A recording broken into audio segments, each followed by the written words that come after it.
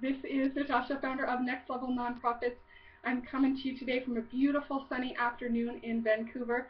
I just want to share with you 3 thoughts on things that I noticed that in the nonprofit sector we never talk about, and I want to talk about it.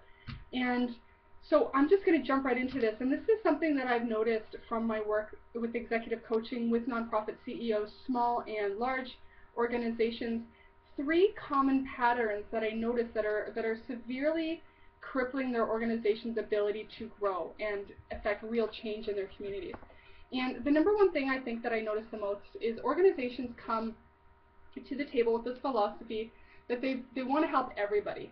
And for example, I have a colleague who works with homelessness, and unbelievable talent, unbelievable guy. It is my incredible privilege to work with him. He's very experienced, very skilled. However, his organization has given him the task of, trying to eliminate homelessness in his community. And there's a huge wide spectrum. There's, everything from people who've been homeless for 25 years all the way up to people who have lost their job and are temporarily homeless, and then a big range in the middle. And so we had a conversation recently about the fact that he feels an incredible pressure to be a part of the solution in eliminating homelessness.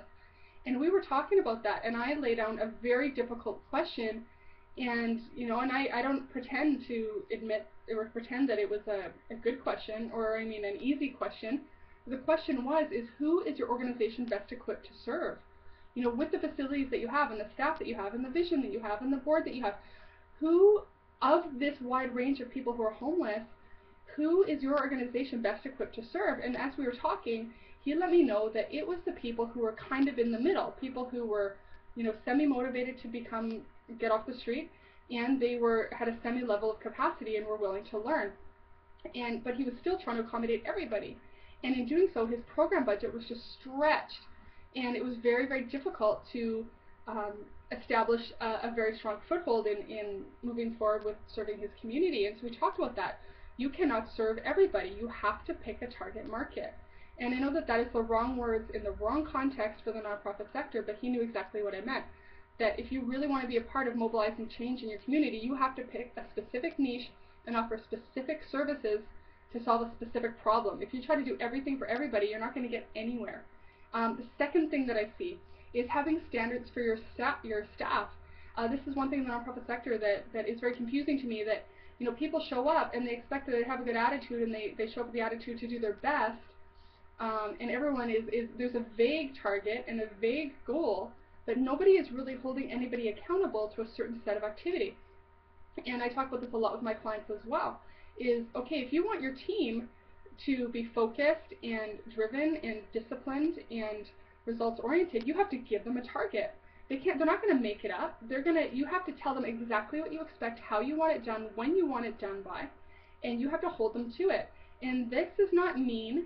This is not being negative. This is not being bossy. This is good leadership. Your donors are writing your paycheck. They are giving you money to fund your organization. Any time that is wasted doing activity that will not move you towards your target is costing your donors money. And so when I talk to clients about that, I attach a lot of pain to wasting time. If you are wasting time, you're wasting donor dollars. And how you waste time is by not knowing exactly what to do to how to hit your target. And then this brings me to my third point, where nonprofit leadership is not about feeling warm and fuzzy and hugging and everybody sitting around holding hands. This is about measurable progress towards a worthy objective. Like I was talking to my client again, and we were talking about, okay, what's the number? You want to eliminate homelessness, but what is the number? What is the metric we're tracking? And so we talked about, okay, could we develop, he has a program, like a job skills program his organization has. So we talked about, okay, could we set up a metric where by the end of the year, you have 50 graduates who by the end of the year, they have the capacity to hold a job, establish housing, afford their housing, they've kicked their addiction. What is the win? Is it 50 grads? Is it 100 grads? Is it 25 grads through this program that will let them achieve that level of independence? And it was hard. It was a very difficult conversation that we had, because people don't want to think like that. We want to think about helping and serving and loving, and that's incredible and that's great. But really, we need to be thinking about, okay, how many lives are we changing? How many people are we getting off the street? You know, how many people are living a better quality of life because of us? You know, if people come to us and they love us and they'd like to be around us and they feel good when they're around us, but they're not moving forward in their life, those clients that we are here to serve, really, I challenge us to ask, are we really doing more harm than good?